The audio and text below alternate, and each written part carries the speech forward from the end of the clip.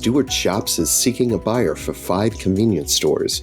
Albertsons is reorganizing its corporate structure, and Murphy USA has hired a senior vice president of asset development. Welcome to Retail Daily, your quick look at the top news from Supermarket News and CSP Daily News. I'm Supermarket News editor Tim Inkelbarger. And I'm CSP senior editor Hannah Hammond.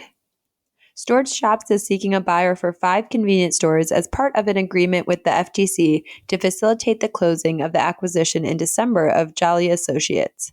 The acquisition included 45 stores in Vermont, New York, and New Hampshire.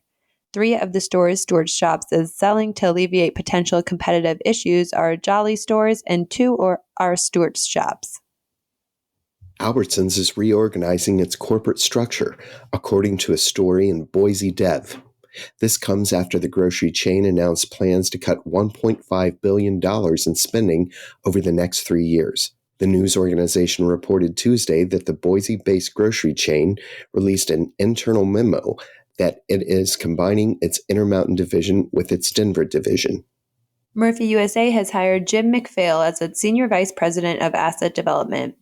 This comes as the convenience retailer, which operates the Murphy USA, Murphy Express, and Quick Check brands, plans to accelerate store growth in 2025. Ahold Delhaize on Wednesday said price investments in the U.S. contributed to a profit squeeze in the fourth quarter, while stores closures and the divestment of Fresh Direct had a negative impact on sales. Net fourth quarter sales in its U.S. division were down 0.6%. to $14.8 billion. Sales were negatively impacted by the closure of 32 Stop & Shop stores, the divestment of Fresh Direct, and lower gasoline sales.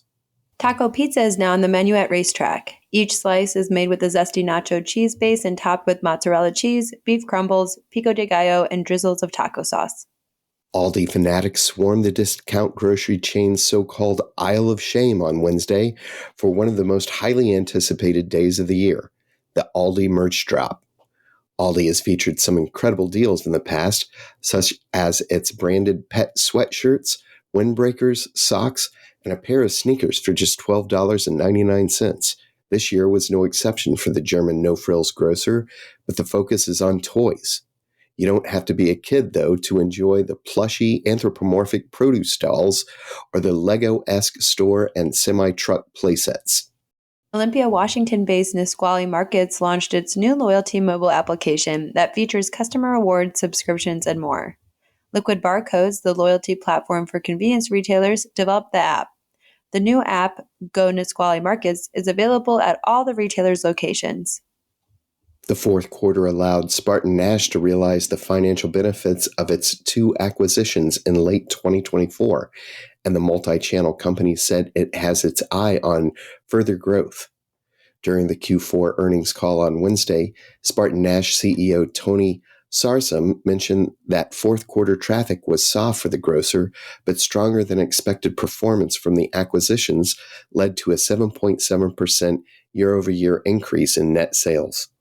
CVS continues to struggle with its retail pharmacy business, facing pressure from softer consumer spending coupled with lower reimbursements for prescription drugs, the retailer said in a fourth quarter earnings call Wednesday.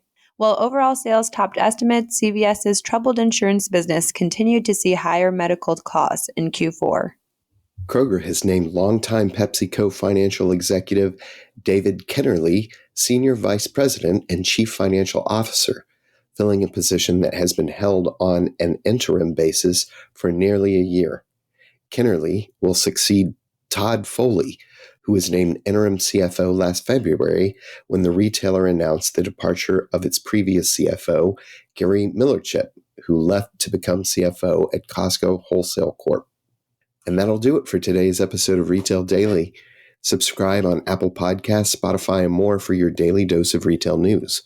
For more on these stories, visit CSP Daily News and supermarketnews.com. I'm Tim Inkelbarger. And I'm Hannah Hammond. Have a great day.